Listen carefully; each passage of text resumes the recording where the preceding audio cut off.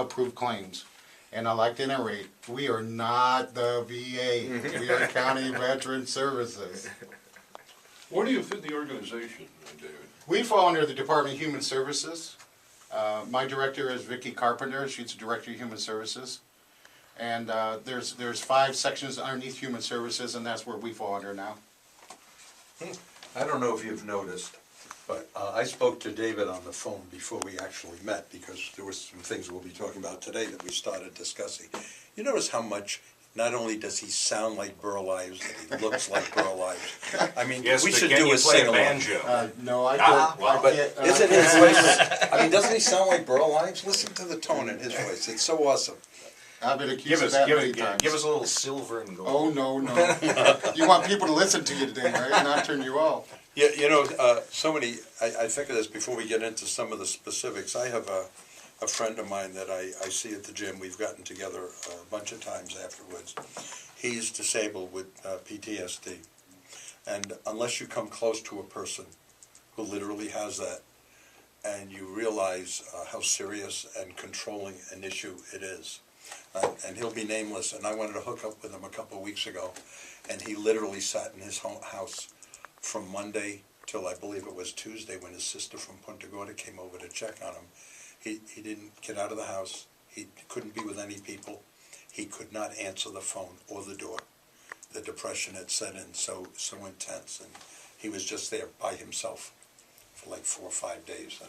And we get together socially on occasion, and you know, but all of a sudden there's a lot of people, and he reacts. And unless you have a friend or a relative, you know, who realize how serious this is and what it, and you meet a person, it could be any one of us, Ken, you know, and you wouldn't know on the surface till it comes out. And that's one of the things we try, and that's almost a segue into Stillwater, isn't it? The Yes, ribbon it is. cutting. We had the ribbon cutting, about a week ago, wasn't it? We could go Tuesday, yes, correct. And tell us about Stillwater House and what's going on there.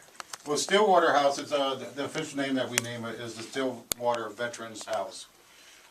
There's a company called CASL along with Renaissance Manor, and what we've done, we've got together and partnered with them to open up the old Stillwater House. It started out as a, believe it or not, a nunnery, where the old St. Joe Hospital, that's where the nuns used to live. Right off of Harbor. Yeah, right at the corner of Harbor and Stillwater. And then it was given to another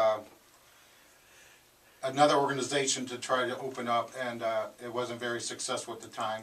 There was, let me jump in if I may. There was a history with this because there were federal funds involved.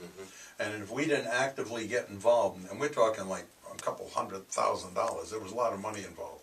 And if we didn't actively come involved and utilize that facility and have a minimal number of people in there during a period of time, we were going to lose it or have to repay the money, and it was a little scary.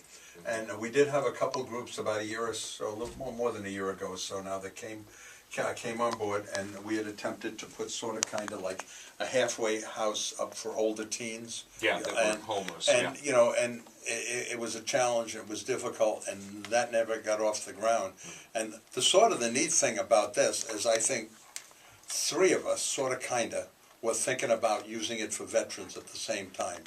Bob Hebert, David, and myself, and we sort of crossed tracks, and all 3 of us sort of said, "Hey, this is something that could work." And the credit has got to go really to David and Bob Hebert, our housing person. That's the meeting I'm running out to later. I had the idea and say, "Hey, all 3 of us had the," but they're the ones that did the background work, did the hard work, and made it happen. And we cut the ribbon last week, and there's 4 or 5 folks in there now. There's already. 7 as of 7, yesterday. nice. And what's the capacity? 16 to 18. That's good. There's going to be, most of them are individual rooms. There's 14 individual rooms, but we do have a couple rooms that will handle 2 at a time, if need be. They're trying not to do that. So the goal is at least 14, but if there is a need, they can put 16 to 18 people in the facility. And I just want to say on top that Bob Hebert gets a lot of credit, because when he came to me last year, said, "Hey, we got this property." I went down and looked at it and said, "Wonderful." So I started putting feelers out, and I said, "I'm not really sure who even to contact, because we're talking the VA." So I gave him the contact of Carrie Mee Owens. She's the director of homeless for the VA in St. Petersburg, Florida. So Bob made a point, went up, talked to her, she turned him on to this Castle Renaissance Manor. He came back and talked to me about it, we did some research online, contacted them, and boy, the ball took off. And even the community has stepped up. I've had so many organizations, I work with Todd, who's one of the managers there, and you know, the first thing he said was, hey, we gotta fill this place up. So I sent out emails to, I do a veterans newsletter, and I have an email list I sent out to everybody. Boy, you should have seen the donations come in. I'm talking about, we filled 14 bedrooms, couches, chairs, TVs, pool table. We have donations of pots and pans, you know, cash donations around $2,000. I put out last Wednesday, we need 2 additional refrigerators because there's so many people. Monday, a guy showed up and delivered a refrigerator. I got another guy coming in with another refrigerator in a couple of days. I mean, it was that easy.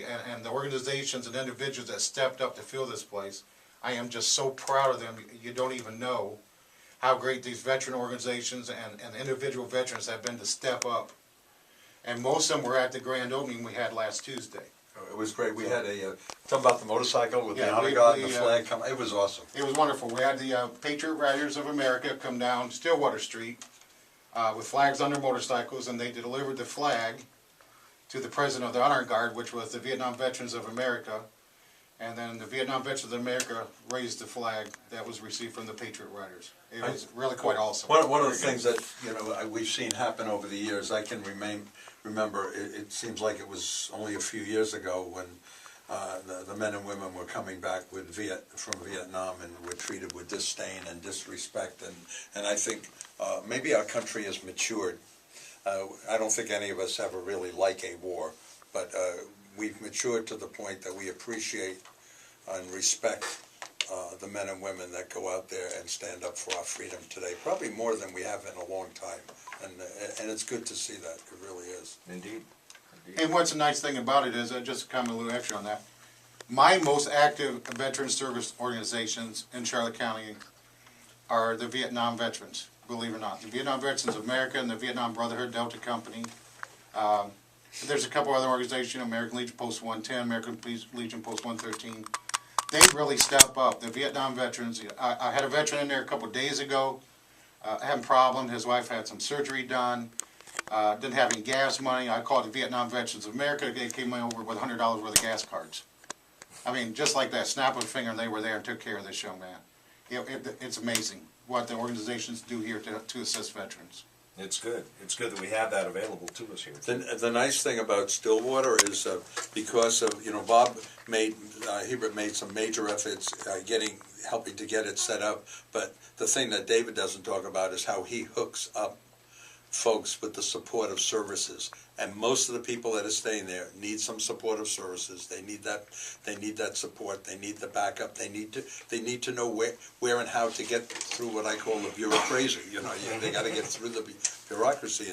And David provides an incredible service to the men and women doing this. And we'll be back to hear more about it right here on Charlotte County Speaks with the Curmudgeons and Veterans Services on News Radio 1580 WCCF.